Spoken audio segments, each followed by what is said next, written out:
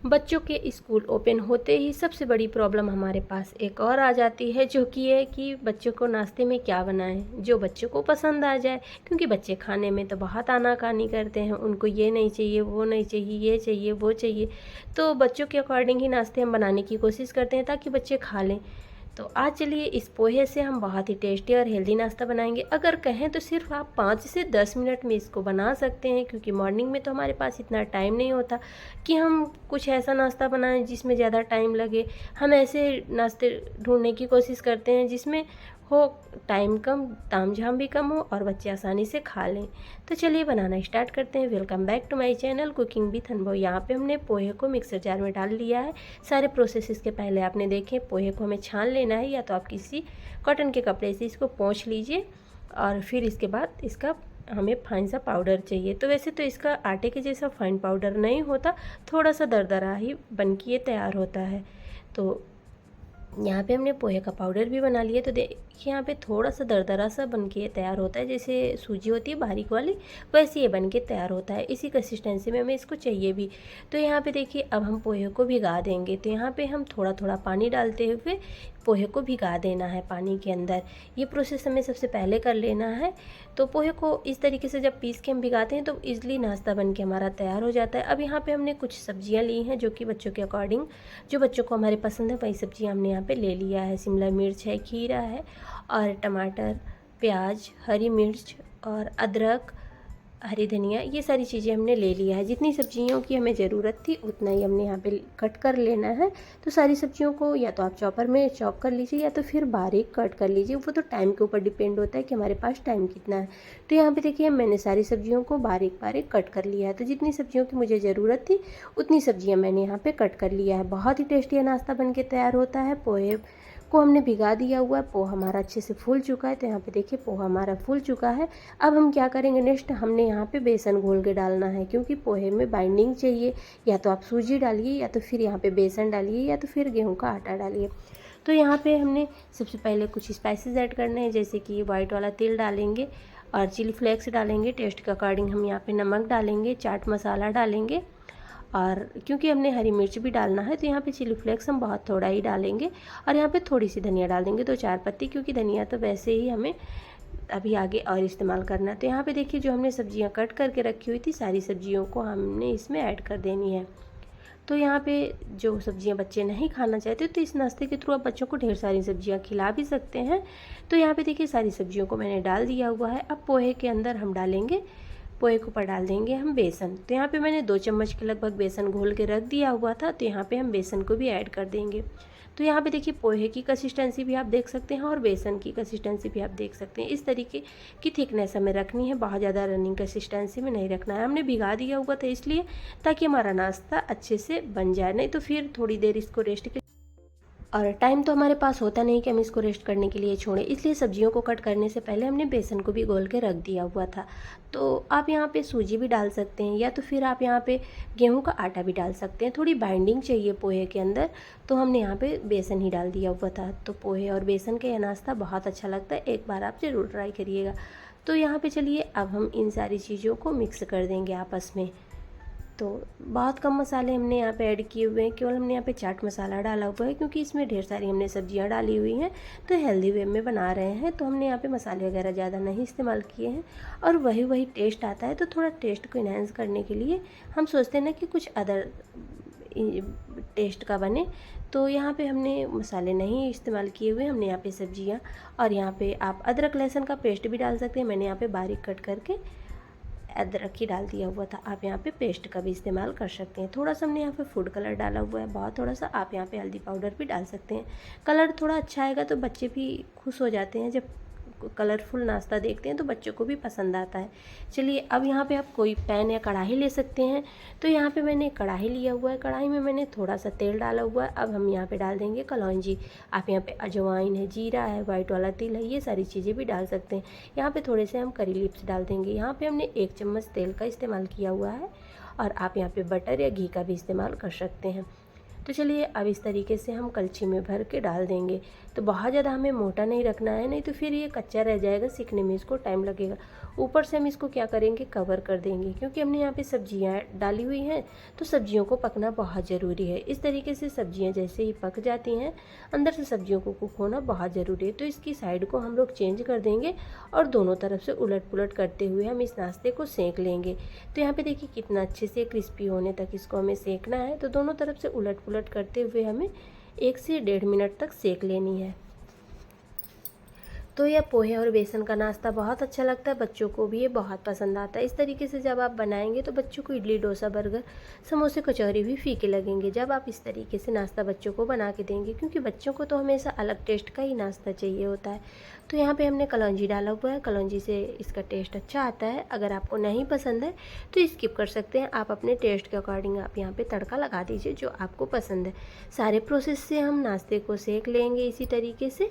तो सारे नाश्ते को हमें बना लेना है। एक बार हम कवर कर देंगे ताकि सब्ज़ी अच्छे से कुक हो जाए। साइड को हम इसकी चेंज कर देंगे, तो एक तरफ से अच्छे से सीख जाए तभी साइड को चेंज करें। तो यहाँ पे देखिए मैंने जल्दी यहाँ पे बदल दिया हुआ था, इसको पलट दिया हुआ था, इसलिए थोड़ा सा ये फैल गया था। तो इस तरीके से नाश्ते को हमें सुपर क्रिस्पी होने तक सेक लेना है। देखिए कितना अच्छा लगता है, कितना डिलीशियस ये नाश्ता बनके तैयार होता है। आप यहाँ पे आलू भी ग्रेट करके डाल सकते हैं, वो चॉइस आपकी है कि आप इसको किस तरीके से बनाना चाहते हैं। तो फ्रेंड्स, यहाँ तक आने के बाद अगर आपने हमारी वीडियो को लाइक नहीं किया है तो प्लीज़ आपसे एक छोटी सी रिक्वेस्ट है, वीडियो को लाइक कर दीजिए और चैनल पे अगर न्यू है तो सब्सक्राइब कर दीजिएगा। थोड़ा सा भी यूजफुल लगे तो अपने फैमिली फ्रेंड्स के साथ शेयर कर दीजिएगा और इस नाश्ते को ज़रूर इंजॉय करिएगा। चलिए हम आपके साथ एक और रेसिपी शेयर करेंगे जो कि बहुत ही बेहतरीन होने वाली है और शायद आपके लिए बिल्कुल नई रेसिपी होगी। तो यहाँ पे देखिए, चलिए नाश्ते को हमने इस तरीके से सर्व कर दिया हुआ है और सारे नाश्ते को हमें इसी तरीके से सेक लेने हैं। तो यहाँ पे देखिए कितना अच्छा इनका कलर आया हुआ है और कितना ये क्रिस्पी लग रहे हैं। तो ऊपर से क्रिस्पी, अंदर से सुपर सॉफ्ट यह नाश्ता बन के तैयार होता है। तो मेरे बच्चों को तो ये बहुत पसंद आता है। जब भी मेरे पास टाइम कम होता है मॉर्निंग में तो मैं ये नाश्ता बना देती हूँ, बच्चों को ये बहुत पसंद आता है। तो एक बार आप भी ट्राई करिएगा, आपके बच्चों को भी ये बहुत पसंद आएगा। चाय के साथ खाइए या तो छोटी मोटी भूख हो तो आप खा सकते हैं इसको, या तो फिर बरसात का मौसम है, कुछ चटपटा तीखा खाना या बनाना चाहते हैं तो इस रेसिपी को एंजॉय करिएगा। सिर्फ 5 से 10 मिनट के अंदर आप इसको बना सकते हैं। तो चलिए नेक्स्ट रेसिपी की तरफ भी बढ़ते हैं। ये रेसिपी भी बहुत ही यूजफुल होने वाली है और अभी तो सीज़न भी चल रहा है, इसका ज़रूर एंजॉय करिएगा। जब भी कभी मीठा खाने का मन करता है तो आप इसको बना सकते हैं और इस मौसम में, बारिश के मौसम में तो ये बहुत ही लाजवाब बन के तैयार होती है। तो यहाँ पे हमने एक बड़े कटोरी में बेसन ले लिया हुआ है जो कि 250 ग्राम बेसन है हमारा। तो चलिए बेसन को सबसे पहले हमें छानना है। छानना बहुत ज़रूरी है क्योंकि इसमें गुलटियाँ वगैरह होती हैं और बारिश का सीज़न चल रहा है, जैसे पैकेट वगैरह खुल जाते हैं तो फिर इसमें थोड़ी गांठें पड़ जाती हैं, तो इसको छानना बहुत ज़रूरी है। तो फ्रेंड्स, रेसिपी को फुल इंजॉय करिएगा, आपको बहुत पसंद आने वाली है यह भी रेसिपी। और पहली रेसिपी आपको कैसी लगी कमेंट में ज़रूर बताइएगा। आपको दोनों में से कौन सी रेसिपी ज़्यादा पसंद आई इसका भी जिक्र करिएगा, और यह रेसिपी आपके यहाँ बनाई जाती है या नहीं इसका भी कमेंट बॉक्स में ज़रूर जिक्र करिएगा। हमारे यहाँ तो इसको बहुत पसंद किया जाता है और मैं इसको गर्मी के सीज़न में ज़रूर बनाती हूँ। कई बार मेरे यहाँ बन जाती है, जब तक इसका सीज़न जाता नहीं तब तक हम लोग इसको बना के रेडी करते हैं। तो यहाँ पे देखिए सारे बेसन को हमें छान लेना है। और फ्रेंड्स, हाँ, ये बेसन से ही बनाई जाती है, हमारे यहाँ तो ये बेसन से ही बनाई जाती है। आपके यहाँ ये बनता है या नहीं कमेंट में ज़रूर बताइएगा। 250 ग्राम हमने बेसन लिया हुआ था। बेसन की क्वांटिटी आप कम ज़्यादा भी कर सकते हैं अपने अकॉर्डिंग, अगर आपको कम ही बनाना है। और यहाँ पे चलिए हम थोड़ा सा डाल देंगे नमक, टेस्ट को इन्हेंस करने के लिए। थोड़ा सा ही हमने यहाँ पे डाला है खाने वाला सोडा, बहुत ज़्यादा यहाँ पे सोडा का भी इस्तेमाल नहीं करना है। तो चलिए अब हम बेसन को थोड़ा सा यहाँ पे अच्छा सा फ्लेवर देने के लिए डाल देंगे कुछ मसाले। जैसे कि ये मसाले मैंने रोस्ट कर लिए हुए हैं, मैंने इसका वीडियो क्लिप नहीं शूट किया है क्योंकि बता दे रही हूँ। यहाँ पे 1 इलायची, 8 से 10 काली मिर्च और 1 चम्मच जीरा, हमने यहाँ पे इसको थोड़ा सा भून लिया हुआ था, हल्का ही भूना था, बहुत ज़्यादा नहीं। और इसको कूट के डालना है, इसका पाउडर नहीं डालना है। और यहाँ पे डाल देंगे थोड़ा सा देसी घी। आप घी के जगह में कोई भी कुकिंग ऑयल डाल सकते हैं, सरसों का तेल छोड़ के। तो यहाँ पे मैंने देसी घी का इस्तेमाल किया हुआ है। चलिए सारी चीज़ों को हम लोग अच्छे से मिक्स करेंगे। यहाँ पे कोई मसाले, हल्दी, ये सारी चीज़ें नहीं डालेंगे। तो बहुत अच्छा बनता है ये भी। नाश्ता जब आपको कभी भी मीठा खाने का मन करे तो आप इसको बना के रेडी कर सकते हैं। ठंडी ठंडी यह रेसिपी बारिश के मौसम में हो या गर्मी में, सबको हमारे घर में बहुत पसंद आती है। और खीर हलवा बनाने की ज़रूरत नहीं है, आप इसको बनाइए, ये मिठाई आपको बहुत पसंद आने वाली है। तो चलिए इसको अच्छे से हम लोग गूँथ लेते हैं। तो यहाँ पे हमें इसका बहुत सख्त डो नहीं लगाना है, बिल्कुल नरम डो लगाना है। हाँ, अगर आपके पास मशीन है तो आप फिर इसका सख्त डो लगाएं। मेरे पास भी मशीन है, लेकिन आज मैं आपको अलग तरीके से शेयर करने वाली थी रेसिपी, इसलिए मैंने यहाँ पे मशीन का इस्तेमाल नहीं किया है।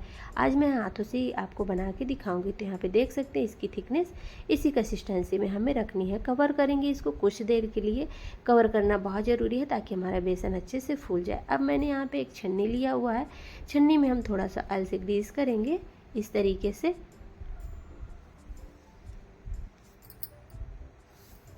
और फ्रेंड्स ऐसे बैटर हम रख देंगे।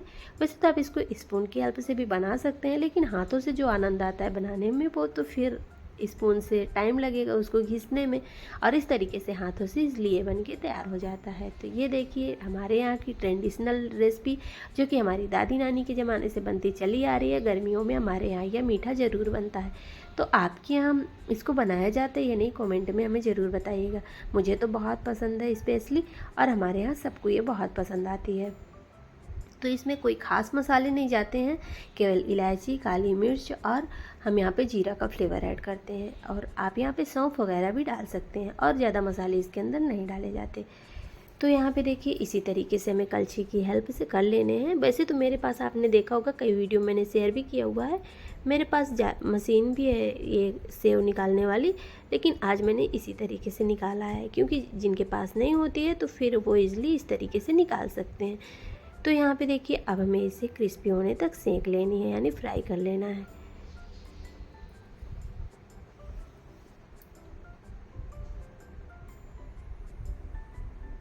तो फ्रेंड्स फ्लेम को हमें बहुत ज़्यादा हाई नहीं करना है, अंदर तक इनको सिकने देना है इस तरीके से, ताकि ये क्रिस्पी हो जाए।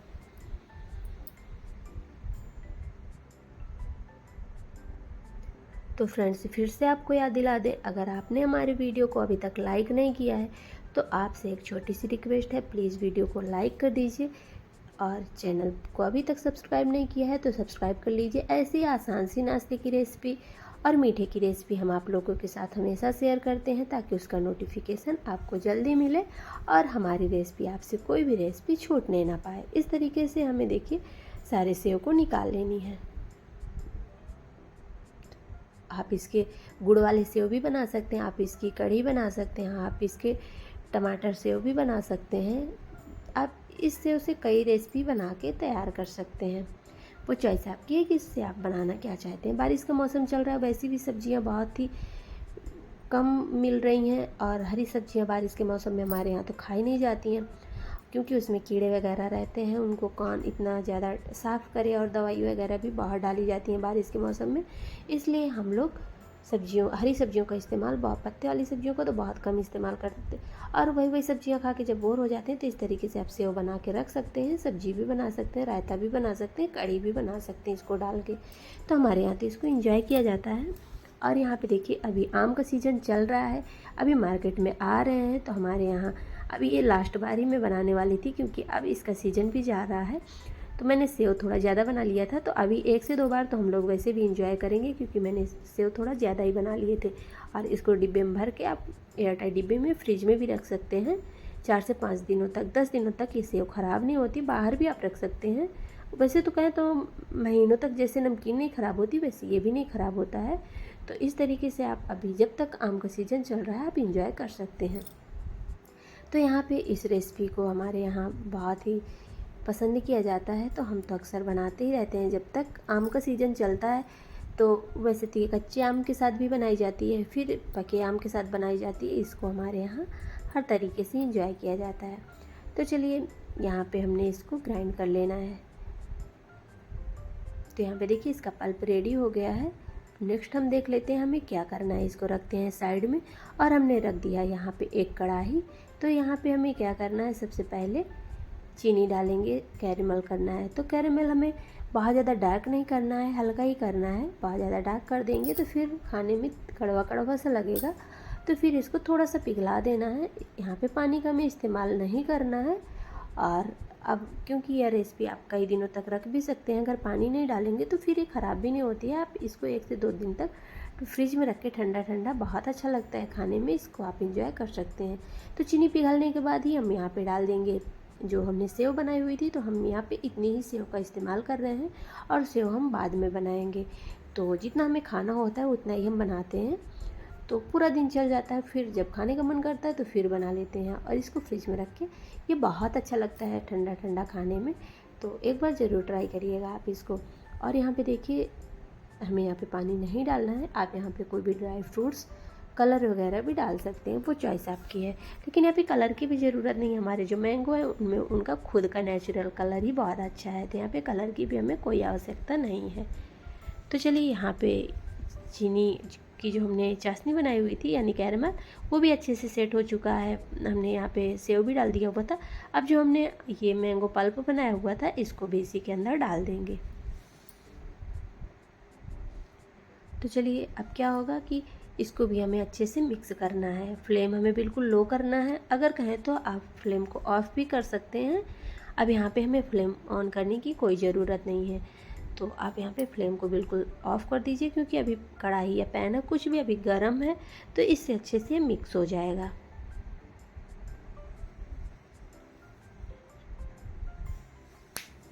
तो यहाँ पे देखिए कितना अच्छे इसमें कलर आया हुआ है।